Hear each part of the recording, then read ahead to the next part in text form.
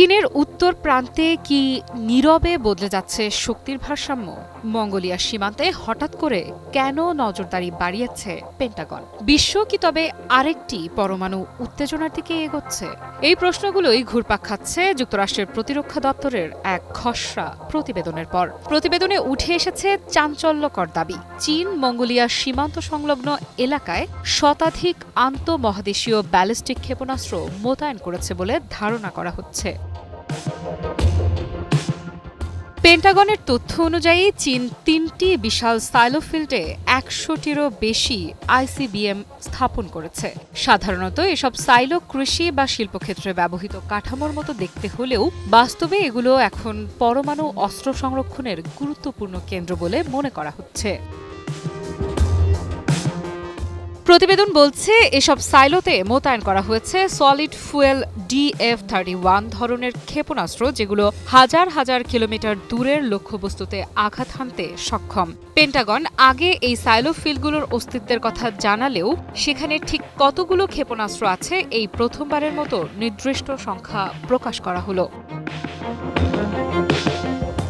এতেই থেমে নেই উদ্বেগ। পেন্টাগনের ভাষ্য অনুযায়ী বর্তমানে বিশ্বের অন্য যে কোনো পারমাণবিক শক্তিধর দেশের তুলনায় দ্রুত গতিতে নিজের অস্ত্রভাণ্ডার সম্প্রসারণ ও আধুনিকায়ন করছে চীন। ২০২৪ সালে দেশটির পারমাণবিক ওয়ারহেডের সংখ্যা ছিল ৬০০ এর কিছু বেশি। উৎপাদনের গতি কিছুটা কমলেও দীর্ঘমেয়াদী লক্ষ্য আরও স্পষ্ট, ২০৩০ সালের মধ্যে ১,০০০-এর বেশি ওয়ারহেড। তবে এই অভিযোগ পুরোপুরি নাকচ করে দিয়েছে বেইজিং। চীনের দাবি, তারা আত্মরক্ষামূলক পারমাণবিক কৌশল অনুসরণ করে এবং নো ফার্স্ট ইউজ নীতিতে অটল। পেন্টাগনের এই প্রতিবেদনকে তারা বলছে চীনকে কলঙ্কিত করা এবং আন্তর্জাতিক সম্প্রদায়কে বিভ্রান্ত করার অপচেষ্টা।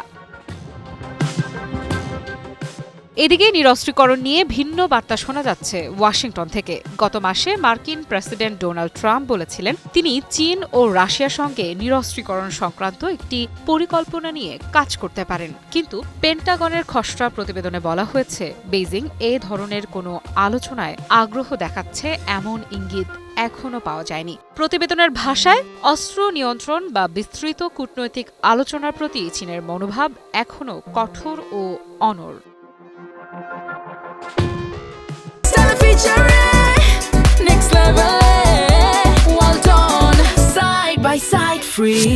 এই সামরিক বিশ্লেষণে তাইওয়ান ইস্যু উঠে এসেছে বিশেষ গুরুত্ব নিয়ে। পেন্টাগনের আশঙ্কা, চীন ২০২৭ সালের শেষ নাগাদ তাইওয়ানকে কেন্দ্র করে সম্ভাব্য যুদ্ধে জয়ী হওয়ার মতো সামরিক সক্ষমতা অর্জনের লক্ষ্য নিয়ে এগোচ্ছে। সব মিলিয়ে প্রশ্নটা আবারও সামনে এসে দাঁড়ায়, এই ক্ষেপণাস্ত্রগুলো কেবল প্রতিরক্ষার জন্য নাকি ভবিষ্যতের কোনো বড় সংঘাতের প্রস্তুতি?